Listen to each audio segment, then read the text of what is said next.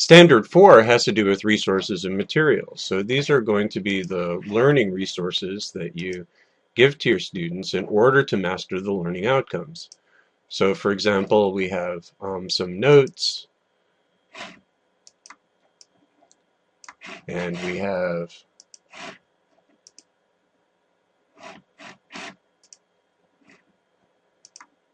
some more notes with links to external sites.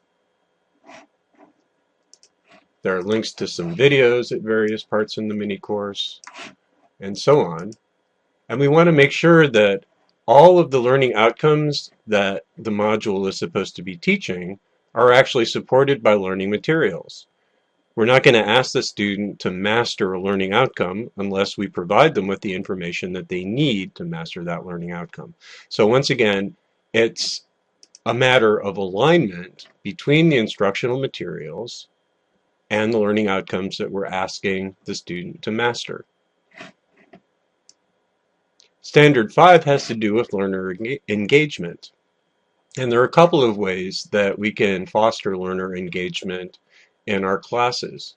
One of the key ways is to have discussion groups in your course. So for example, student-to-student interaction and student-to-instructor interaction really helps to engage some students in the learning resources and the learning activities. And we see that this course does use discussion boards. There's an introduce yourself discussion, and there's also a copyright scenarios discussion in week 2. But we could actually make this a little better. We could provide additional opportunities for students to interact and to engage with the material.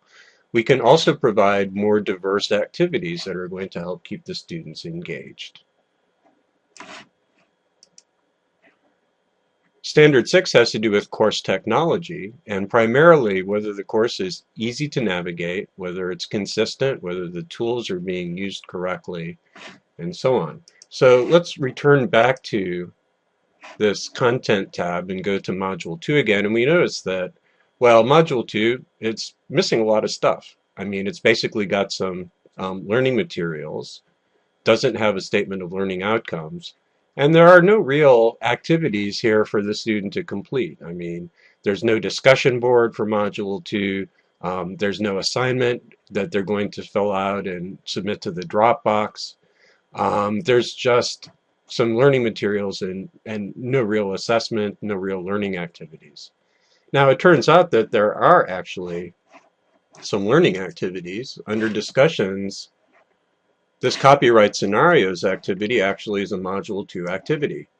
And under Dropbox, this copyright scenarios Dropbox is actually also a Module 2 activity, but they're not correctly linked to from the Module 2 page. So we're not actually using the tools correctly here in order to present a logical, consistent, easy to navigate view on the course materials. Standard 7 has to do with learner support, and most of learner support has to do with linking to the correct student resources to support the student and to help them be successful in your course. So let's go ahead and look at the course, and there really is nothing on student resources. There's nothing about the faculty help or the student help desk. There's nothing about tutorial services, guidance, counseling, nothing about disability services, except maybe in the syllabus there's probably something about disability services. There is, but very, very little in terms of providing the student with links to services that they need to be successful. So that's something that we're going to look at in Standard 7 as well. And finally, Standard 8 has to do with accessibility. Are all the course materials presented in a form that's going to be accessible to students that have varieties of impairments? So for example, in the syllabus there's this grading criteria section, and this is basically just a blob of text as far as a screen reader is concerned. So a blind student is going to use a screen reader to read through this page, and a screen reader can make use of the structure of the document to allow a blind student to navigate through the page. So it will know that this header here is an important thing, and the student can skip from this header down to this subheader, to this next subheader, to this header, and so on. But there's no header here. This is just bold text. And this isn't laid out as a list or a table, so it's just a blob of text. And this is going to be an obstacle to a student who's using a screen reader to access this content. So we're going to talk about accessibility issues as part of Standard 8, and we're going to look at cleaning some of those things up, as well as how to author accessible content that all of your students can benefit from.